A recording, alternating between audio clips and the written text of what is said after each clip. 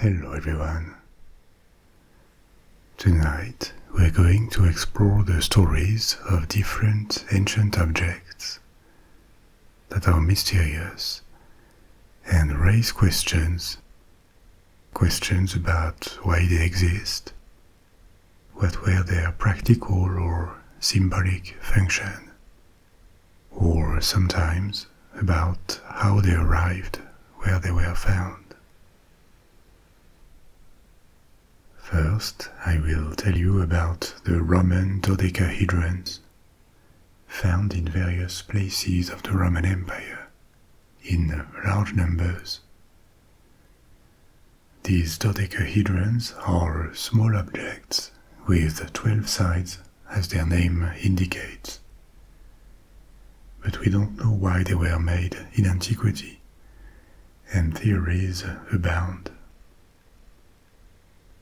We will also go to Scotland to talk about mysterious carved stone balls from the Stone Age, and to Costa Rica in Central America to talk about almost perfect stone spheres that are centuries old.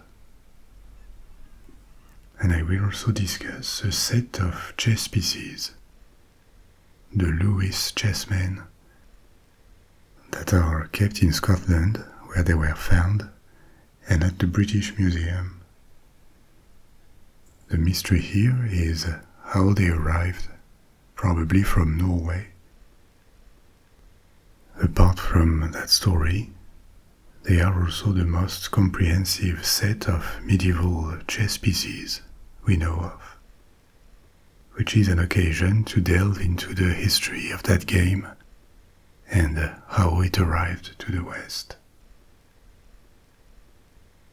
So we have a lot of things to explore, and it is now time for you to adopt a comfortable position.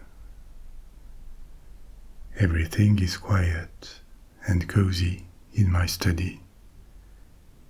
We only have the soft sound of rain outside.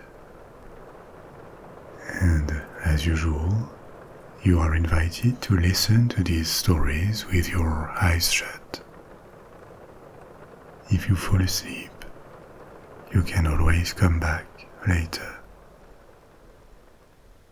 If you appreciate this channel, I also invite you to support it on Patreon. This is what keeps it free of sponsorships and with the minimal amount of advertising. On Patreon you can get downloads, all the episodes in advance, and with or without background sounds.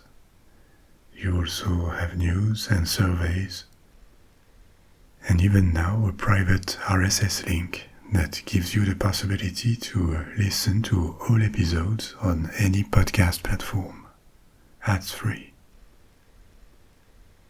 You can also find my stories on music streaming apps like Spotify or Apple Music. Links to all these are in the description box and the first comment pinned under this video. And now, let's begin tonight's journey with our first part, the one about Roman dodecahedrons. What are they exactly?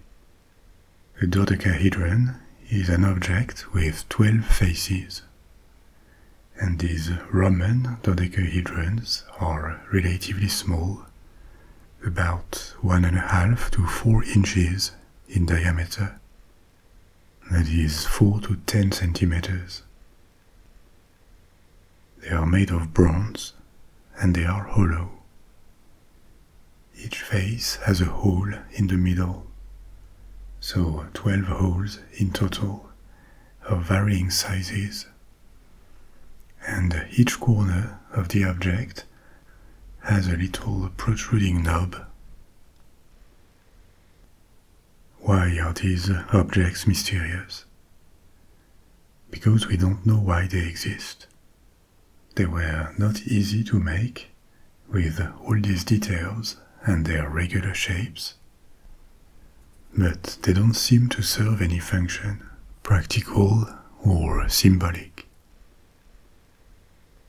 The first ones were unearthed in the 18th century, and since then, more than 100 have been found, at least 130 that are in various museums and collections.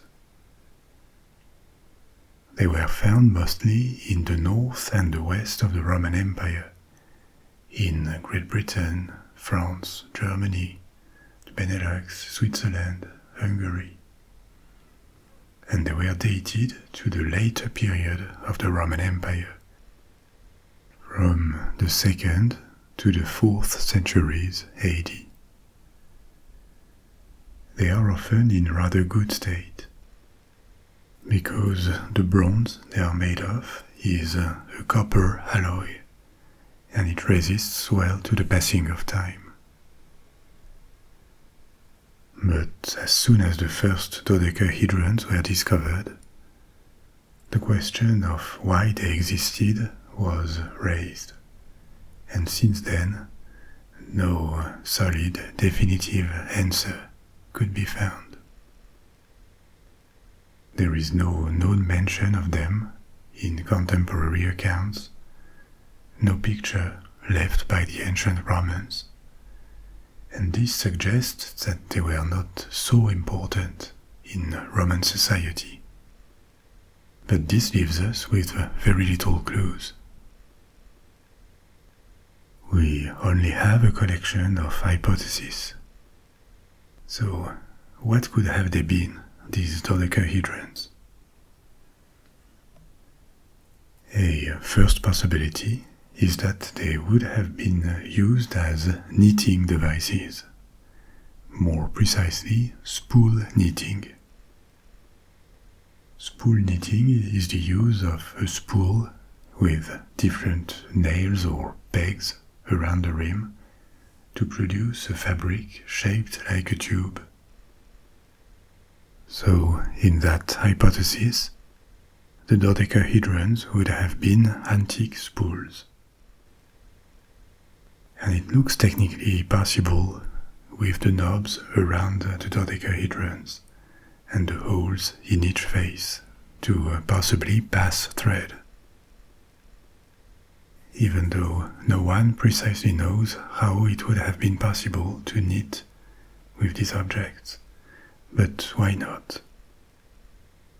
That's the first hypothesis, but there are various objections to it.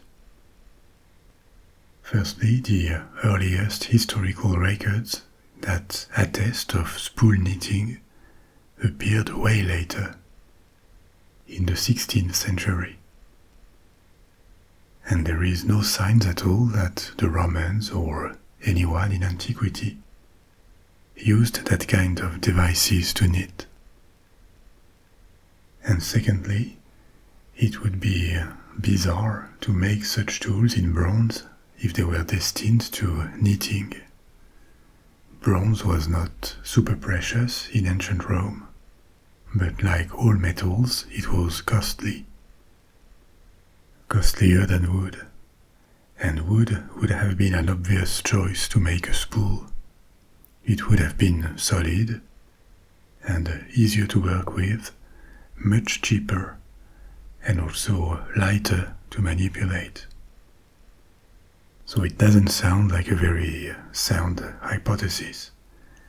And that brings us to a second one. The dodecahedrons could have been weapons.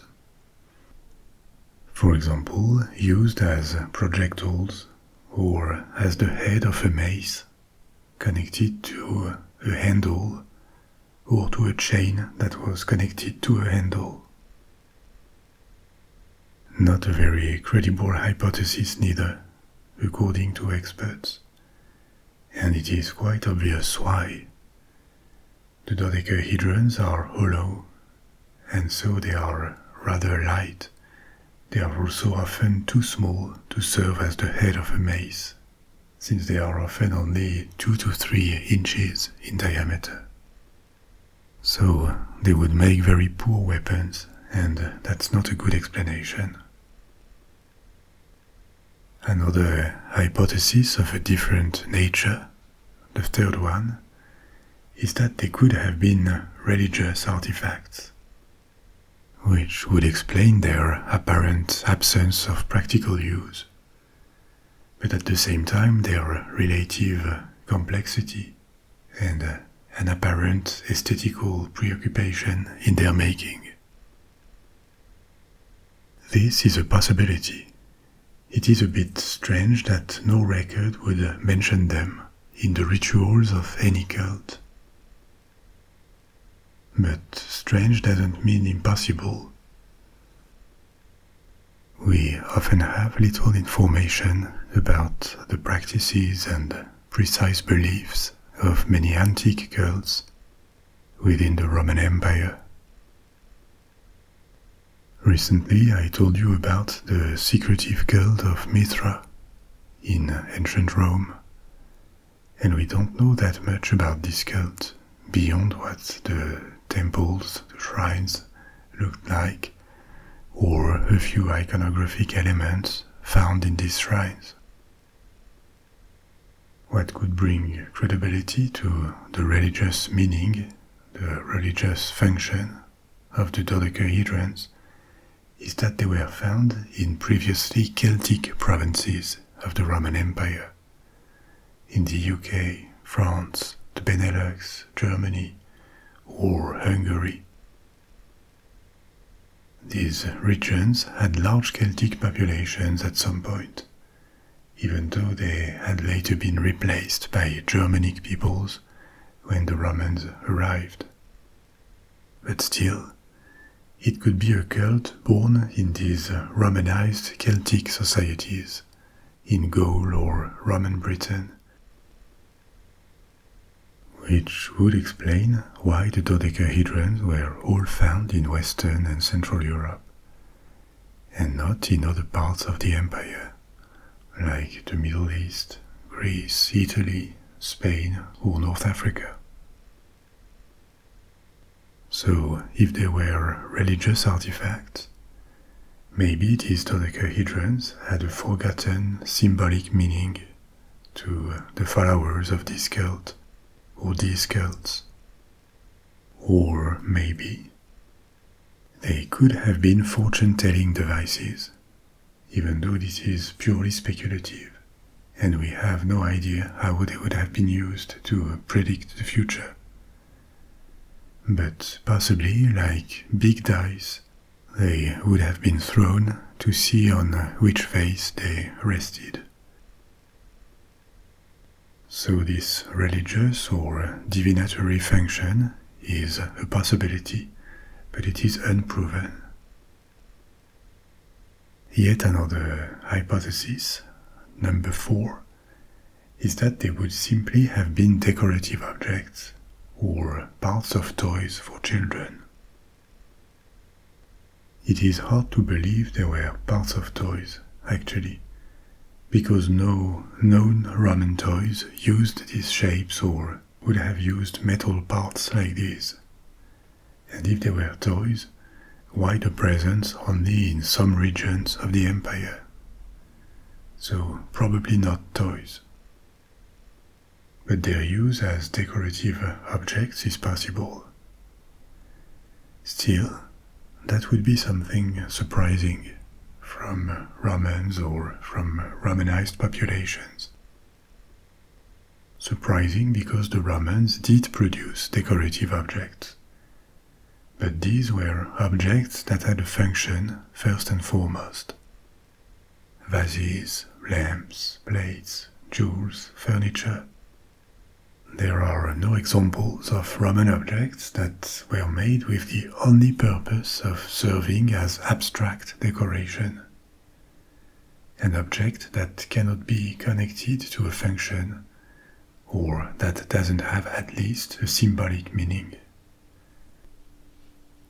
Actually, producing and mass-producing decorative objects that only exist for their aesthetical or decorative qualities and nothing else is a particularity of modern times. This is not something older cultures did.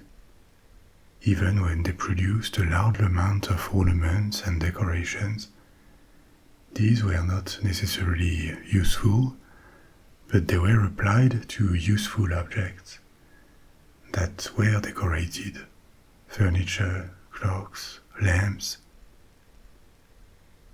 Decorative objects did not exist by themselves like works of art, and it would be a stretch to imagine the Romans producing these dodecahedrons as conceptual works of art.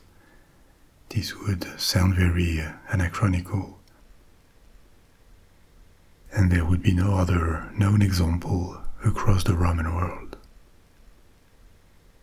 So, not toys, and the hypothesis of the dodecahedrons as decorative objects, with no other function than that of ornament, that sounds very unlikely. Now, hypothesis number 5. What if there were some kind of measuring devices? The holes of different sizes in the faces could have been used to insert a handle or a stick, and they would have been some sort of tool for surveyors. There again, not completely impossible, but it sounds complicated, because there is never any graduation or inscription on the dodecahedrons, which should have been the case if they were used to measure distances. In general, one element that goes against the idea that the dodecahedrons were objects of everyday life is that they were sometimes found with coins, and this suggests that they were considered as valuable objects. Not always, but several of them were found like this in coin hoards. So maybe they were precious or had something to do with coins. In the Roman Empire, metallic coins circulated abundantly, but when they were made of precious metals, there was always the risk that they would be clipped, or that one way or the other, part of the metal would have been taken away from the coin. So the holes in the different faces of the dodecahedron could have been used to quickly check the diameter of coins, and that would explain the different sizes of the holes. Even though, here again, that sounds like a stretch. Why have no inscription on any of the faces? Why make such a complicated object for a measuring function? Something that could have been achieved much more easily by putting different holes on a single sheet of metal, for example. So it doesn't really seem the dodecahedrons were made for this. Which brings us to our last possible function, a 7th hypothesis that I personally find more compelling than the others, even though it's not proven neither. These dodecahedrons could have been voluntarily complicated objects, designed to test the skills of blacksmiths. Roman urban society, in the period we are considering, the 2nd to 4th century AD. This urban society was structured by associations, guilds, called collegia, collegium in the singular. These collegia, these societies, were not limited to professions. They worked like social clubs or religious collectives, whose members shared a common interest and worked together to pursue it. It could cover many aspects of urban life, including cult practices, political activities, or offices, professions. So, in a sufficiently large city, there would be many different collegia, including for people of the same profession, that found in these associations a place to socialize, to be with their peers, to collude in the fixation of prices, probably. These guilds were certainly not very consumer-friendly. But they would also offer a number of guarantees to their clients too. A professional member of a collegium had to respect certain standards of quality or expertise fixed by the collegium. So it is not impossible that in order to judge the capacity of craftsmen to reach a certain status within the collegium, they would be asked to produce a complicated object corresponding to certain specifications. And once the object had been made, it could be shown to clients, like a trophy, as a proof of the competence, the know-how, the skill of the craftsman. And that could be a good explanation here, because these dodecahedrons were not easy to make at all. They required the different pieces to be precisely assembled. All 12 faces had to have the exact same dimensions, otherwise the dodecahedron cannot be completed. And so the range of skills necessary to make one is impressive. It takes a capacity to melt, shape, and assemble metal parts that have to be precisely calibrated.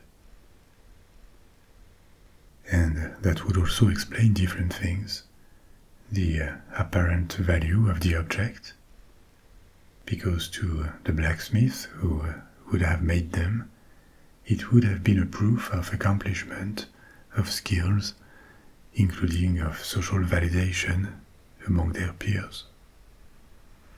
Also the apparent absence of function and the useless complexity of these objects. This makes sense if the function of the object was not in its use, but in its making, as a tangible proof of someone's skills. So this is a possibility. The dodecahedrons would have been part of a standard portfolio of creations that blacksmiths in some regions of the Roman Empire, to the west and the north, had to master in order to reach a certain level in their respective collegia. Still, it is just a guess and not a fact. And to this day, no definitive proof of what the dodecahedrons really served for or meant has really emerged. Our second set of objects takes us to Scotland, where a majority of them were found. I'm going to tell you about the mysterious petrospheres, the carved stone balls. These balls are not exclusive to Scotland. Some were found in England and others in Ireland. But the majority were discovered in northeast Scotland. More than 400 are known, and a few more are occasionally unearthed. Obviously, this suggests that these balls once were rather abundant, probably in the thousands. When exactly? They have been dated to a relatively long period of time from the late Neolithic, that's more than 5,000 years ago, to at least the Bronze Age, which ended about 3,000 years ago. What do these balls look like?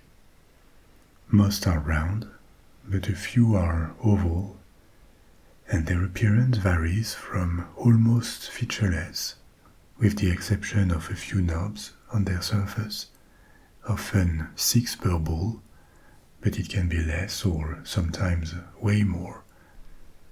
A few balls have dozens of knobs, and they were carved in different types of rock. Their sizes also vary, but the majority are about 7 centimeters in diameter, a bit less than 3 inches. So you can imagine something about the size of a tennis ball, even though a few ones are larger than that. Many are also decorated. They are carved, sometimes heavily, with lines forming circles, spirals, or patterns of straight lines. So they are different in sizes, in shape, with varying numbers of knobs, in appearance with their decorative features. They were dated from an extended period of time that lasted many centuries, and yet they clearly form a group. They all come from a precise region of the world, and this kind of Neolithic or Bronze Age carved stone balls were not found anywhere else in the world. And they present a mystery, like the Roman Dodecahedrons, even though they are several centuries older. Why do the stone balls exist? What were they made for? Here again, there are many possibilities that all bring us back to the late prehistoric and antique societies that carved these balls. Before the Roman conquest, the population of Britain, all the way north to Scotland, was Celtic. But the balls are older than that, older than the presence of the Celts. The first Celts arrived in Great Britain in the 2nd millennium BC, and more migrated to the island in the 1st millennium BC, during the Iron Age. Before them, Britain already had inhabitants, including the ones who left megalithic sites like Stonehenge, and not everything is known about them, but they left abundant archaeological remains. In particular, Britain was populated by a people belonging to the bell beaker culture. Beaker, or bell beaker, is the name given to a pre-Celtic culture that is known for their decorative patterns, especially on pottery. This is where the name came from. And the bell beaker folk lived in temperate regions of Europe, not just in Great Britain. And they were probably not alone, as Europe had been populated by small groups of prehistoric men for tens of thousands of years. A well-known trace of this late Neolithic human presence in Scotland is the site of Skara, an elaborate stone village where people lived thousands of years ago. And actually, some of the carved stone balls were found at Skara.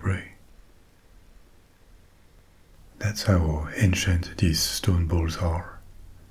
But what about their reason to be? Were they made for practical reasons or something more symbolic or ceremonial? If it was for ceremonial use, we have several possibilities. One could be that they were like these sticks that give people the right to speak in discussions. Holding the ball would have given someone the right to be heard, and the ball would have passed from hand to hand. It would have fitted well in a hand with its size, which, as I said, was like a tennis ball. That sounds like a lot of effort to create an alternative to a talking stick. Any other object would have worked, but why not? Or maybe they could have been used for divination, like the dodecahedrons we talked about before. They would have been rolled, and the message would have come from their positioning when they rested. Or maybe their function was something more down to earth. They could have been weapons, projectiles in particular. The knobs and the interspaces on each ball would have made it possible to tie them with leather and use them as bolas. Bolas are a type of throwing weapon made of weights that are placed at the end of cords. The weights made it possible to throw the bolas and capture animals because the cords of the bolas entangled their legs. This is possible. The size and weight of the balls are coherent with this use. But signs of ancient use of bolas were mostly found in America, not so much in Great Britain. And if they were used as weapons, why such a care in the ornamentation of the balls when we have plenty of examples of other objects, other weapons and tools of the same period, and they were generally not decorated like that? Still, if we assume they were used as weights, it could have been for fishing, tied to nets to make them sink as intended, or as weights for looms. Fishing nets and looms were common in the Bronze Age. But here again, it doesn't explain the care in the making of so many of these balls, when simple stones could have done the same job without effort. Fishing or looming were everyday activities, basic activities, that didn't justify fancy equipment. The decoration and the uniformity in size could suggest that the balls had a more prestigious or more important use than that. And yet another hypothesis is that they were part of a system of weight measurement. That would explain that they look calibrated with many balls about the same size. But it doesn't really work neither, because the balls have similar sizes, but they are made of different stones, and their weights are very different. Maybe it was much simpler than that, and they were just part of a game, a bow's game, which would explain the need for balls of a similar size to make sets. Or, one last practical suggestion is that they could have been used as ball bearings for transporting big stones. Many of the balls were found in the proximity of Neolithic megalithic circles, big stones arranged in circles that are typical of the late Neolithic period in Western Europe, including in Scotland. These big stones had to be moved, and sometimes they came from rather far, like in the case of Stonehenge. We don't always know exactly how they were displaced from quarries, that could be miles or tens of miles away. There are different possible methods that would have worked, like putting them on sledges, rolling them on logs, and why not, rolling them on these balls, possibly arranged in line inside a wooden hollow log that could have rolled. And with one or two more, maybe supported a big stone. This is not proven, but it is another possibility. At this point, though, none of these explanations dominates, and the carved stone balls keep all their mystery. Our next set of objects will take us to Central America, more precisely to Costa Rica. Almost a century ago, part of the jungle was being cleared for banana plantations, and at some point, large stones began to appear on the ground, invisible from above, because they were submerged by the vegetation. These stones were obviously not natural. They were almost perfectly spherical, some very polished, other rougher, and they were of varying sizes, from a few inches in diameter up to over 6 feet and more than 15 tons. These workers clearing the forest did not know it yet, but they had discovered remains of an ancient culture. Remains created long before the Spanish conquest, that had spent centuries hidden under the jungle, waiting to be rediscovered. The spheres are made of different rocks, some basalt-like, and others of sedimentary rocks like limestone and sandstone. The spheres can be very heavy, and they appear to have been made from boulders that were hammered with other rocks to give them the spherical shape, and then polished with sand.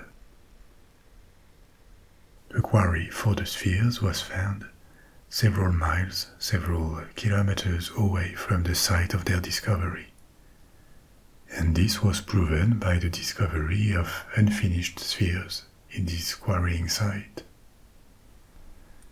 In total, over 300 of these petrospheres are known. But who made them and why? The first question, who, has a rather precise answer. The spheres were attributed to an extinct culture, the Dikis culture. Even though Mesoamerican civilizations and peoples, like the Aztec, the Toltec, the Maya, are more famous, or to the south in South America, the Inca. All of South and Central America were populated at the time of the Spanish conquest, and they had been populated for thousands of years. Between Panama and Costa Rica, the dominant culture of the last centuries before the invasion was the Chiriqui culture, also known as the Veraguas culture, which is little known. It didn't leave large ruins or writings. But the quality of its crafts, and especially gold work, is noticeable. This culture went extinct in the 16th century, and it can be traced back to 700 AD, that is to say 800 years before the arrival of the Spanish. The Dikis, who made the spheres, were part of the Chiriqui culture. they were a local variant in Costa Rica. It is hard to know when the spheres were created, because the one method used to date stones traditionally is stratigraphy, the observations of layers of sedimentation.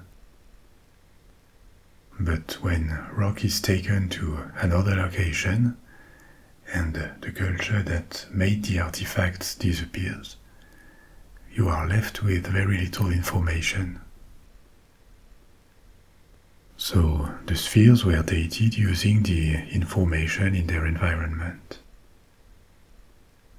Because the site where they were found contained at the same time a settlement with housing, probably permanent, it was a village or a town, and a cemetery with tombs, and also artificial mounds and remains of monumental architecture. Based on all this, the spheres were dated to 600 AD for the oldest ones, but the majority would have been carved and brought to the site after the year 1000, corresponding to medieval times in Europe. After the decline and disappearance of the last representatives of the Dikis culture, the sites where they had lived were completely forgotten and submerged, invaded by the jungle, as happened to Maya cities hundreds of miles to the north. So, without any information about the intentions of the Dikis, we are left to guess what these spheres meant to them, and why they really went out of their way to create and gather them. Clearly, with such a size, the spheres had no practical use. We can eliminate this possibility. And that means that they must have had a symbolic or aesthetical or religious meaning. One problem is that many spheres were moved shortly after the discovery of the site. So their exact positioning, as it was intended by their creators, remains speculative. This information was lost. But one possible explanation is that they tried to replicate on Earth symbolically, in our world, our realm of existence, what they saw in the heavens above them. In various pre-Columbian cultures, from North to Central America, it has been hypothesized that this was a theme of inspiration. In previous stories, I told you about the cities of the Maya, or Chaco Canyon in New Mexico. These are just examples in which the builders could have been inspired by a drive to replicate in architecture and urbanism the otherworldly or ideal world they imagined or envisioned in the sky. In their conception, this could have helped install a form of harmony, a connection between different worlds. And so the spheres, in that case, could have been placed to represent the sky, constellations with stars of different sizes, or other celestial bodies, for example, various stages of the sun and the moon. The stages of the moon could have been replicated by burying more or less the spheres into the ground. On top of being a symbolic installation, the collection of spheres could also have marked the entrance of houses or various public buildings, possibly with their sizes saying something of the status of people who lived near them given that we don't know much about the way the Dickie society worked, it is all hypothetical. And because the spheres have this part of mystery, they have been attributed qualities that they don't have. For example, that they would be perfect in roundness. It is like for the Great Pyramid of Giza in Egypt, which some people say was perfectly adjusted to building standards that were not known to be accessible to humans at the time of its building. But in both cases, this is just not true. These are myths. The spheres of Costa Rica are well made and do look round, but many of them are imprecise. They are not perfectly round, and some of them, the largest ones, can lack several centimeters in diameter, up to 2 inches, confirming that they were made manually, with fairly basic tools to hammer and measure them. In any case, they have become a national symbol in Costa Rica and a source of inspiration for artists, especially sculptors. And now, let's return to Scotland for our last series of objects. These ones are not made of bronze or stone, but ivory, walrus ivory, the material that the tusks of walruses are made of.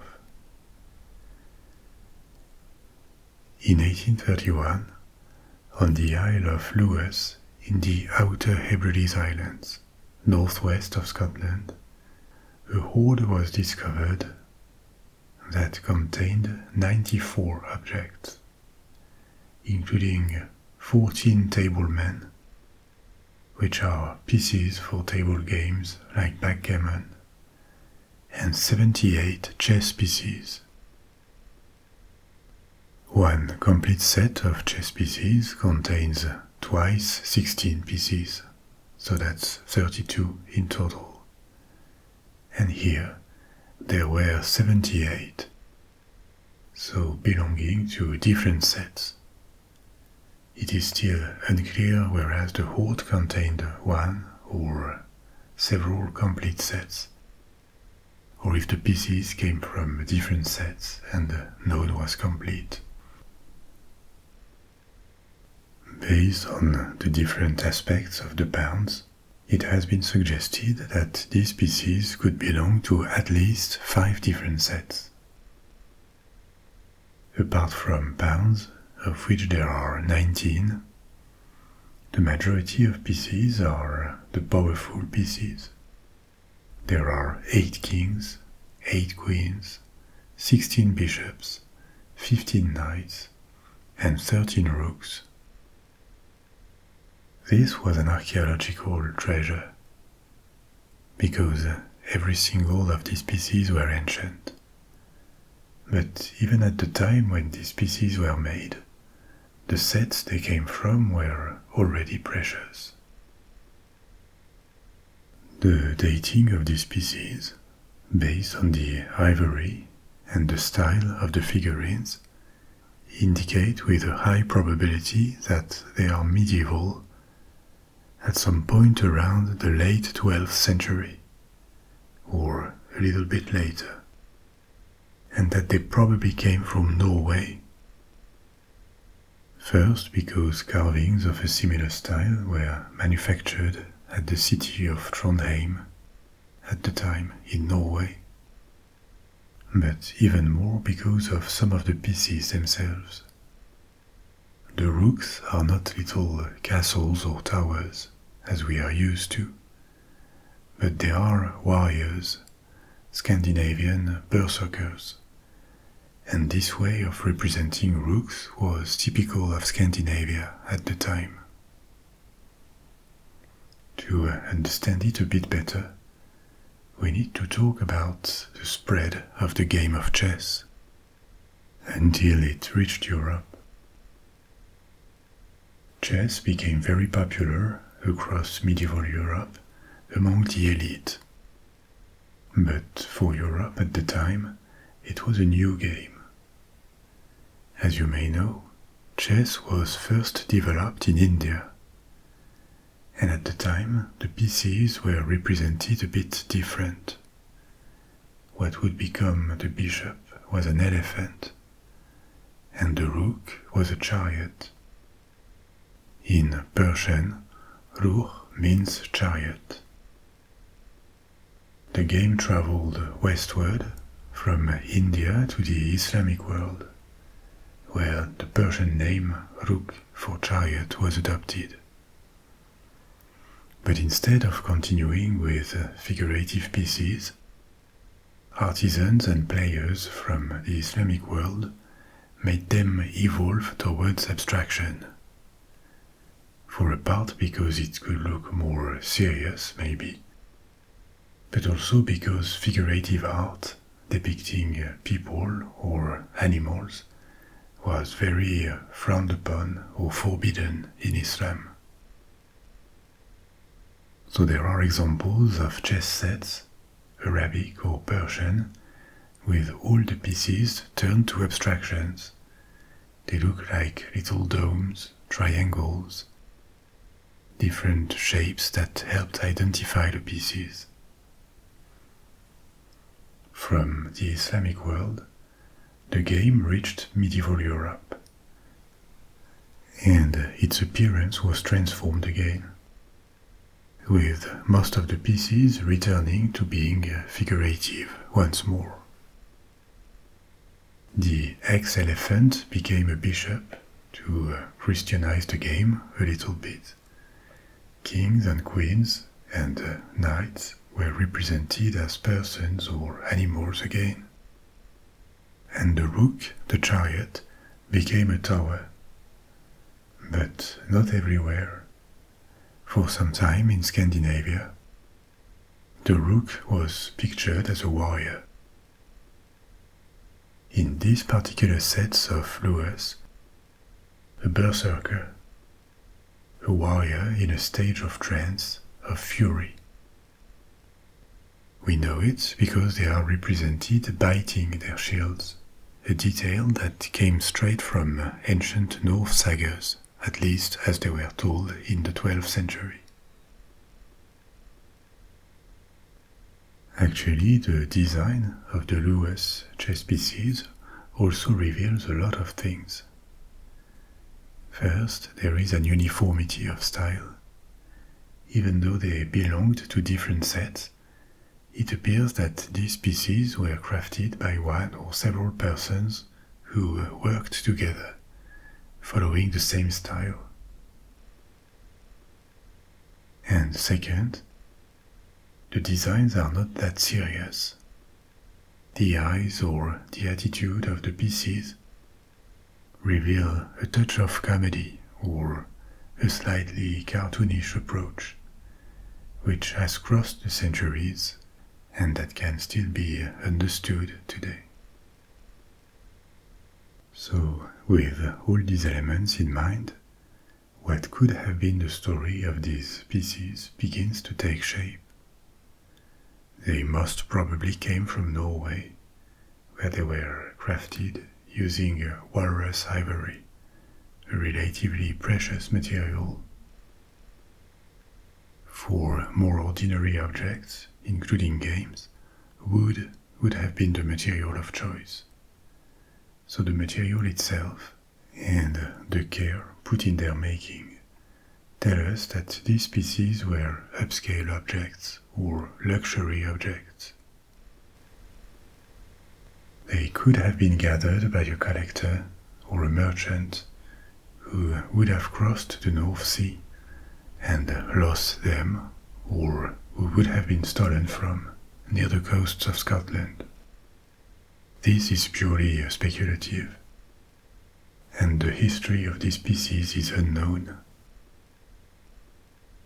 We cannot even be sure that they stayed a long time in Lewis before they were discovered. Maybe they were hidden there only for a few years or decades before their discovery, and they traveled much more before.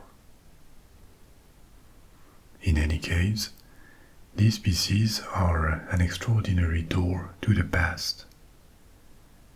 They exist because the game of chess was invented thousands of miles away in India. It traveled for centuries, changing aspect and reaching Scandinavia, where it was adapted to local culture. The iconography they reference also tells us of another chapter of human history. Berserkers were represented biting their shields, not as a comical idea, a detail added by the sculptor, but because in the Norse sagas that were about to be put in writing by Christianized authors, especially one from Iceland called Snorri Sturluson, berserkers were depicted as biting their shields. So this little detail alluded to centuries of Norse mythology and tales that by the end of the 12th century were fading away, falling into oblivion as the culture of Nordic countries was shifting. We know the pieces are no older than the late 12th century because of details in their design. For example, the ceremonial headdress of the bishops, the mitres, changed over time, and the ones depicted on these pieces are typical of the late 12th century or early 13th century. The Lewis chess pieces are not the oldest one we know of, but they are by far the most comprehensive set of ancient European pieces, because they may not form a single complete set. I told you earlier that this is uncertain how many sets there were in these hoards. But other pieces of medieval chess were found isolated or in very small sets, nothing as rich and coherent as the Lewis ones. And so, with their funny and well-crafted shapes, their unknown tribulations, they are a window to the history of medieval Europe and of the game of chess. They can be seen at the British Museum, where a majority of the pieces are kept, or at the National Museum of Scotland in Edinburgh. So are the other artifacts we spoke about tonight. The dodecahedrons are kept in various European museums, the carved stone balls in various museums in the UK and Ireland, and the stone spheres, if you go to Costa Rica, are also displayed on site and at the Museo Nacional de Costa Rica. We have reached the end of our exploration for tonight. I hope you found it interesting and entertaining. I'll be back soon with another story. And in the meantime, sleep well, sweet dreams, au revoir.